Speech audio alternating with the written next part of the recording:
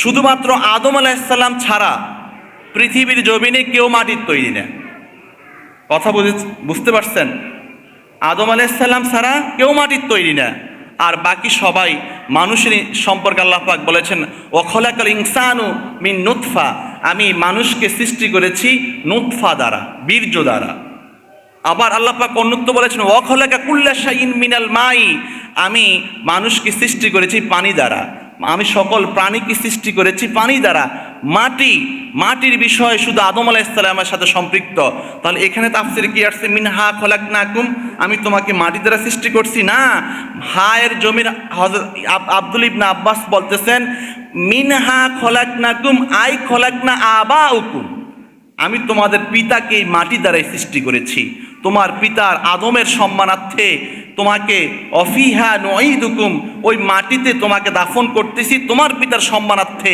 অমিনহা নুখরিজুকুম, এবং তোমাকে এবং তোমার পিতাকে সবাইকে উঠানো হবে তারাতান উখরা, কঠিন হাসরের ময়দানে কিয়ামত দিবসে যখন সিংহে দ্বিতীয় ফুৎকার দেওয়া হবে, তখন তোমার পিতার সাথে তোমাদেরকেও একসাথে উঠানো হবে। এই মিনহা এ হায়ার জমিন আদম আলাইহিসসালাম, এখানে কোনো মানুষকে বোঝানো হয় নাই, আল্লাহর হাবিবকে বোঝানো তো দূরে থাক। এই জন্য কোরআনুল কারীম যেখানে আপনি এই তিন মাটির কথা আসবে, সেখানে আপনি ব্যাখ্যা দেখবেন এটা আল্লাহ আদম আলাইহিসসালাম কি বোঝানো হয়েছে। আল্লাহ আরো চাওয়াজে কইন আলহামদুলিল্লাহ।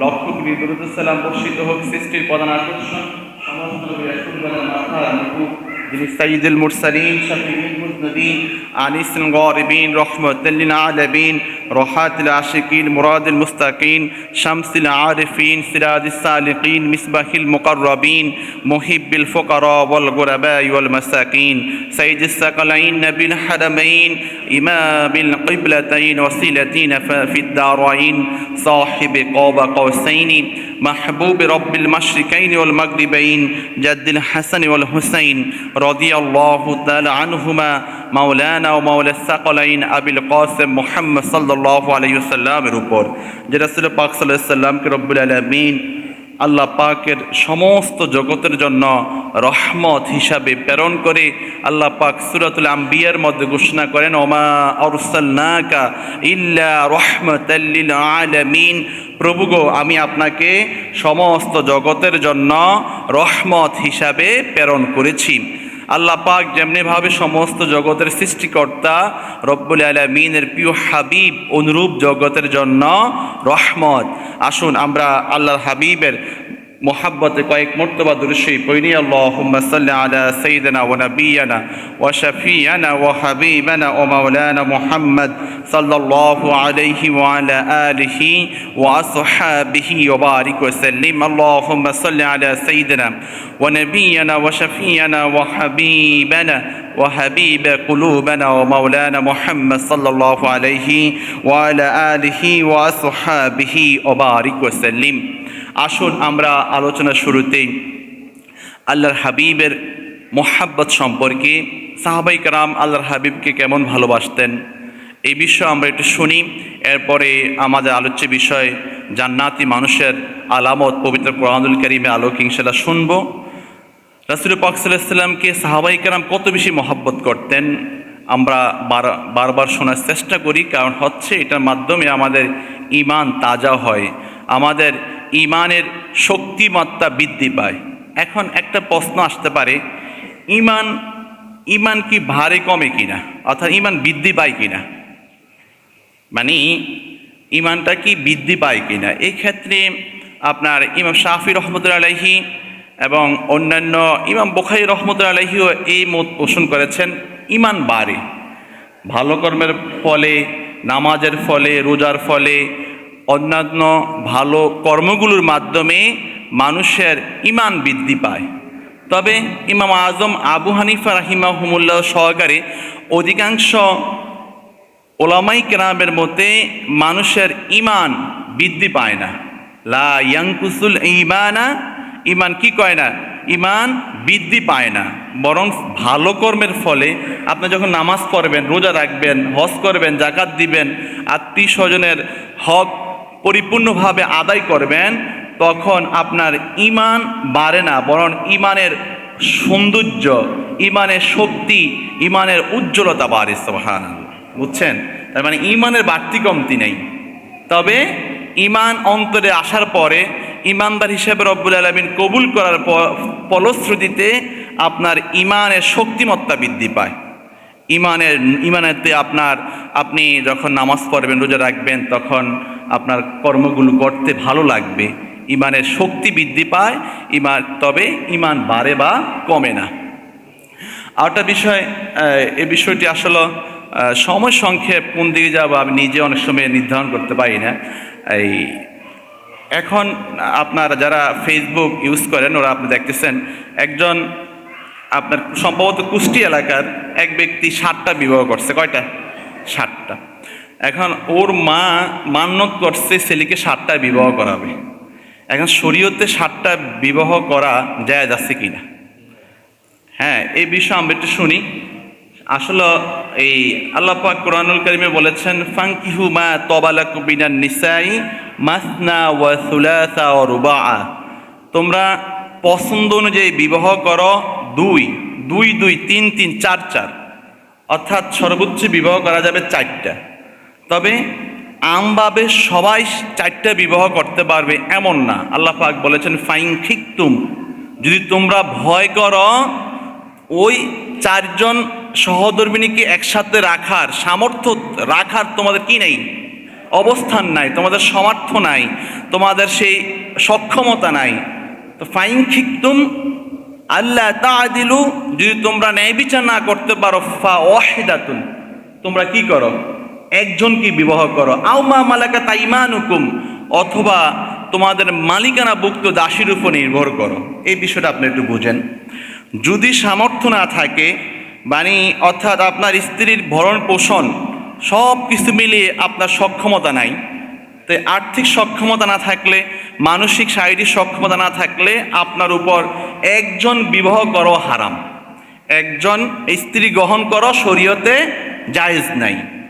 তো সেই ক্ষেত্রে যদি আপনার বিশাল ধন সম্পদ, ধরুন আপনার অনেক ধন সম্পত্তি, আপনি কয়েকশো কোটি টাকার মালিক, 30 40 50 কোটি টাকার মালিক, আপনি ইচ্ছা করলে আল্লাহর হাবিবের উম্মতকে বাড়াইতে পারেন, সেই ক্ষেত্রে আপনি 4টা বিবাহ করতে পারবেন। তবে এই ক্ষেত্রে 5 জন 6 জন 7 জন স্ত্রীকে একসাথে রাখা যাবে না।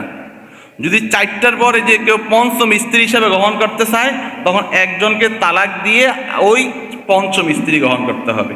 তার মানে 4 জনের বেশি অতিরিক্ত স্ত্রী গ্রহণ করা এটা শরীয়তে হারাম, নাজায়েজ। আর কেউ সামর্থ্য না রাখলে বিবাহ করতে পারবে না, আর সামর্থ্য অনুযায়ী তার অবস্থান অনুযায়ী 1টা 2টা বিবাহ করা শরীয়তে জায়েজ আছে। আল্লাহুম্মা সাল্লি আলা সাইয়্যিদিনা মাওলানা মুহাম্মাদ ওয়া আলা আলি সাইয়্যিদিনা মাওলানা মুহাম্মাদ। আল্লাহুম্মা সাল্লি আলা সাইয়্যিদিনা মাওলানা মুহাম্মাদ ওয়া আলা আলি সাইয়্যিদিনা মাওলানা মুহাম্মাদ। আমাদের হাতে একেবারে সময় কম, তাই আমরা আমাদের আলোচ্য বিষয় দিয়ে চলে যাচ্ছি। আমরা শুনছিলাম গত জুমাতে জান্নাতি মানুষদের আলামত, জান্নাতে গেলে মানুষের অবস্থানটা কি হয়, এই বিষয়ে আমরা আলোচনা করছিলাম তাফসীরুল কোরআন বিল কোরআন থেকে।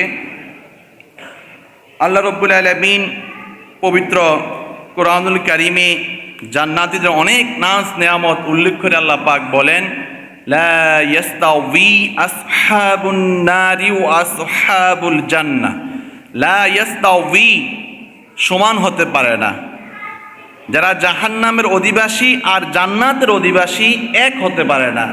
যারা জাহান্নামী, যারা আল্লাহ পাকের হুকুম আহকামকে না পালন করার কারণে চিরস্থায়ী জাহান্নামে যাবে, আর যারা জান্নাতে যাবে, এই জান্নাতি মানুষ আর জাহান্নামী মানুষ কোনোভাবে সমান হতে পারে না। রব্বুল আলামিন বলেন, আসহাবুল জান্নাতি হুমুল ফাইজুন। অতএব হে ইমানদার মুসলমানরা, তোমরা শোনো, যারা জান্নাতে যাবে তারা অবশ্যই সফলকাম হবে। সুবহানাল্লাহ। যারা জান্নাতি তারাই সফলকাম, যারা জান্নাতি তারাই সফল কাম, কারণ জাহান্নামী আর জান্নাতি কখনো সমান হতে পারে না। এর পূর্বের জুমাতে আমরা শুনেছিলাম আল্লাহ পাক নিজের জীবন এবং ধন সম্পদের বিনিময়ে জান্নাতকে আমাদের কাছে বিক্রি করে দিয়েছেন। সহজ কথা যেটা, আপনি ওই নিজের জীবনকে উৎসর্গ করে, ধন সম্পদ উৎসর্গ করে জান্নাতকে কিনে নিতে পারবেন দুনিয়ার জমিনে থাকা অবস্থায়। আল্লাহ পাক জান্নাতকে বিক্রি করে দিয়েছেন দুইটার বিষয়ের বিনিময়ে। একটা হলো ইসলামের জন্য নিজের জীবনকে উৎসর্গ করতে হবে, অথবা ধন সম্পদ ইসলামের কাজে ব্যয় করতে হবে। মাদ্রাসা মসজিদের মধ্যে অন্যান্য আত্মীয় স্বজন, পাড়া প্রতিবেশী, গরিব অসহায়ের মাঝে আপনি যখন ধন সম্পদ বন্টন করবেন, এই উসিলায় আল্লাহ পাক আপনাকে জান্নাত দান করবেন। এছাড়া রব্বুল আলামিন জান্নাতি হওয়ার, জান্নাতীদের আরও অনেক নাজ নেয়ামত কোরআনুল কারীমে আল্লাহ পাক ইরশাদ করেছেন। রব্বুল আলামিন কোরআনুল কারীমে জান্নাতীদের সেবকের কথা উল্লেখ করেছেন। জান্নাতে যারা যাবে তাদের সেবক থাকবে, তাদেরকে পরিচালনা করার জন্য, তাদের খেদমত আঞ্জাম দেওয়ার জন্য অনেক হুর নিয়োজিত থাকবে, অনেক আপনার ফেরেশতারা নিয়োজিত থাকবে। আল্লাহ পাক বলেন, ইয়াতুফু আলাইহিম উলদানুম মুখাল্লাদুন, আর তাদের মধ্যে চিরকিশোর বালকরা ঘোরাফেরা করবে।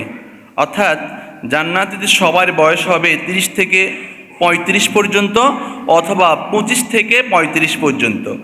আর সেখানে আরও কম বয়সের কিছু বালক থাকবে, শুধু তারা ওই জান্নাতি মানুষদেরকে সেবা করার জন্য। যখন তারা যা চাইবে আল্লাহ পাক তাই দিবে। মানুষ মুখে বলতে হবে না, যখন জান্নাতি মানুষ মনে মনে ধ্যান করবে, আমি গরুর মাংস খাইতে চাই, আমি পাখির কলিজা খাইতে চাই, যা চাইবেন আপনি শুধু মনে স্থির করবেন, রব্বুল আলামিন সাথে সাথে আপনার সামনে সেটা উপস্থিত করে দিবেন। সুবহানাল্লাহ। জান্নাতের নিয়ামত তো অভাব নাই, মনে মনে শুধু ধ্যান করবেন আমার এটা চাই। আর আরেকটা বিষয় আল্লাহ পাক কোরআনুল কারীম বলেছেন, সে জান্নাতে কোনো ক্লান্তি থাকবে না, কোনো কষ্ট থাকবে না, কোনো দুঃখ থাকবে না, আপনার দুঃখের কোনো লেশ মাত্রই থাকবে না। যে অশান্তি দুনিয়ার জীবনে যে আপনি অশান্তি ফিল করেন, এটা কিছুই জান্নাতের মাঝে থাকবে না, সুখ আর সুখ। আল্লাহ পাক কোরআনুল কারীমে এ বিষয়ে আরও বলেন, তাদের মুক্তার মতো দেখাবে। ওয়ায়াতুফু আলাইহিম গিলমানুন লাহুম কাআন্নাহুম লুলুউম মাকনুন। রব্বুল আলামিন কোরআনুল কারীমে সূরাত তুরের মধ্যে ঘোষণা করেন, তাদের সেবার জন্য ওই সকল বালকরা চক্কর দিতে থাকবে যাদেরকে কেবল তাদের সেবা করার জন্যই সৃষ্টি করা হয়েছে। সুবহানাল্লাহ। অর্থাৎ জান্নাতি মানুষদের জন্য, আমাদের মাঝে যারা জান্নাতে যাবে তাদের জন্য আল্লাহ পাক পৃথিবী সৃষ্টি করার পূর্বেই, আমাদেরকে সৃষ্টি করার পূর্বে, আদম আলাইহিস সালামকে সৃষ্টি করার পূর্বেই রব্বুল আলামিন ওই জান্নাতি সেবক আগেই সৃষ্টি করে রেখেছেন। সুবহানাল্লাহ। মানে আপনাকে সৃষ্টি করার পূর্বেই, আপনার রূহ সৃষ্টি করার পূর্বেই আপনার সেবক নিয়োজিত জান্নাতে রয়েছে। শুধু তাই নয়, আল্লাহ পাক বলেন তারা এত সুন্দর হবে মনে হয় যেন ঝিনুকের মধ্যে লুকিয়ে থাকা মুক্তা। সুবহানাল্লাহ। আল্লাহ পাক বলেন ওই কিশোররা, ওই জান্নাতি, ওই কিশোর বালক বালিকারা এত সুন্দর থাকবে যেন ঝিনুকের মাঝে লুকায়িত মুক্তা যেমনি সুন্দর, তার চেয়ে আরও বেশি সুন্দর ওই কিশোররা থাকবে আপনার ও আমার খেদমত করার জন্য। যদি আমরা সেই পথে থাকি, সেই মতে থাকি, যখনই আমরা আল্লাহ পাকের সেই দাসত্ব গোলামি করব, রব্বুল আলামিন অবশ্যই আমাদেরকে সেই নাজ নেয়ামত দান করবেন। আল্লাহ পাক কোরআনুল কারীমে অন্য আয়াতে বলেন, সূরা দাহরের 19 নম্বর আয়াত, ওয়ায়াতুফু আলাইহিমুল দানুল মুখাল্লাদুন ইযা রাআইতাহুম হাসিবতাহুম লুলুউম মানসুরা। তাদেরকে খাদ্য পানীয় পরিবেশন করবে চিরকিশোর বালকরা, তাদেরকে দেখলে তুমি মনে করবে যেন ছড়িয়ে থাকা মুক্তা। সুবহানাল্লাহ। একই কথা এখানে বলছেন, ওই খাদ্য দ্রব্য সব কিছু বন্টন করবে, তাদের সামনে পেশ করবে, যেন কিছু ধরতে হবে না, আপনি কিছু ধরে খেতে হবে না জান্নাতে, বরং আপনি মনে ইচ্ছা করবেন আপনার সামনে সেই বেহেশতি নিয়ামত চলে আসবে, সেগুলো আপনার মুখে তুলে দিবে ওই এত সুন্দর বালক বালিকারা যারা ঝিনুকের চেয়েও আপনার তাদের চেহারা এত উজ্জ্বল হবে। অন্যত আয়াতে এসেছে সূর্যের আলো থেকে, চন্দ্রের আলো থেকে তাদের চেহারা আরো বেশি সুন্দর থাকবে। সুবহানাল্লাহ। বলা হচ্ছে ওই খাদ্যদ্রব্য গ্রহণের পূর্বেই ওই মানুষগুলো, ওই ছোট ছোট বাচ্চাগুলোকে, সুন্দর পুত পবিত্রতম ওই কিশোরগুলোকে আপনি দেখলেই আপনার অন্তর জুড়িয়ে যাবে আর খেতে মন চাইবে না। এত সুন্দর যুবকের এই আপনার কিশোরীদের মাঝ থেকে আপনি খাদ্যদ্রব্য গ্রহণ করতে পারবেন যদি আপনি জান্নাতে হতে পারেন, জান্নাতের পথে থাকতে পারেন। আসুন আমরা একটা বিষয়, এই যে আমরা কবরে আপনার মাটি দেওয়ার সময় পড়ি, মিনহা খলাকনাকুম ওয়া ফিহা নুঈদুকুম ওয়া মিনহা নুখরিজুকুম তারাতান উখরা। এর অর্থ মিনহা খলাকনাকুম, আমি এই যাকে আপনি দাফন করতেছেন মূলত আপনি তাকে বলতেছেন না তো। একজনে প্রশ্ন করছে রাসূল পাক সাল্লাল্লাহু আলাইহি সাল্লামকে যখন আপনার ওনার রওজা শরীফে রাখা হচ্ছে ওই সময় কোন দোয়া পড়া হয়েছে?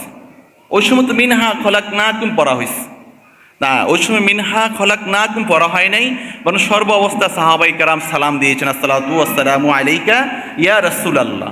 তা আসলে আমরা এই অর্থটা বুঝি, শুধুমাত্র আদম আলাইহিস সালাম ছাড়া পৃথিবীর জমিনে কেউ মাটির তৈরি না। কথা বুঝতে পারছেন?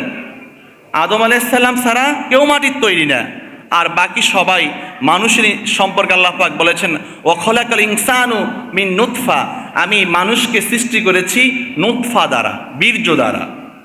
আবার আল্লাহ পাক অন্যত্র বলেছেন ওয়া খলাকা কুল্লা শাইইন মিনাল মাই, আমি মানুষকে সৃষ্টি করেছি পানি দ্বারা, আমি সকল প্রাণীকে সৃষ্টি করেছি পানি দ্বারা। মাটির বিষয় শুধু আদম আলাইহিস সালামের সাথে সম্পৃক্ত। তাহলে এখানে তাফসীরে কি আসছে মিনহা খলাকনাকুম, আমি তোমাকে মাটি দ্বারা সৃষ্টি করছি না। হায়ের জমির হযরত আব্দুল ইবনে আব্বাস বলতেছেন মিনহা খলাকনাকুম আই খলাকনা আবাউকুম, আমি তোমাদের পিতাকে এই মাটি দ্বারাই সৃষ্টি করেছি। তোমার পিতার আদমের সম্মানার্থে তোমাকে অফিহা নুঈদুকুম, ওই মাটিতে তোমাকে দাফন করতেছি তোমার পিতার সম্মানার্থে। অমিনহা নুখরিজুকুম, এবং তোমাকে এবং তোমার পিতাকে সবাইকে উঠানো হবে তারাতান উখরা, কঠিন হাসরের ময়দানে কিয়ামত দিবসে যখন সিংহে দ্বিতীয় ফুৎকার দেওয়া হবে তখন তোমার পিতার সাথে তোমাদেরকেও একসাথে উঠানো হবে। এই মিনহা এ হায়ের জমিন আদম আলাইহিস সালাম, এখানে কোনো মানুষকে বোঝানো হয় নাই, আল্লাহর হাবিবকে বোঝানো তো দূরে থাক। এই জন্য কোরআনুল কারীম যেখানে আপনি এই তিন মাটির কথা আসবে সেখানে আপনি ব্যাখ্যা দেখবেন এটা আল্লাহ আদম আলাইহিস সালাম কি বোঝানো হয়েছে। আল্লাহ পাক আমাদেরকে এই সঠিক ব্যাখ্যা বিশ্লেষণ পড়বার মাধ্যমে আল্লাহর হাবিবের মোহাব্বত অন্তরে ধারণ করা তৌফিক দিন। ওয়া মা আলাইনা ইল্লাল বালাগ। আসসালামু আলাইকুম ওয়া রাহমাতুল্লাহি তাআলা ওয়া বারাকাতুহু।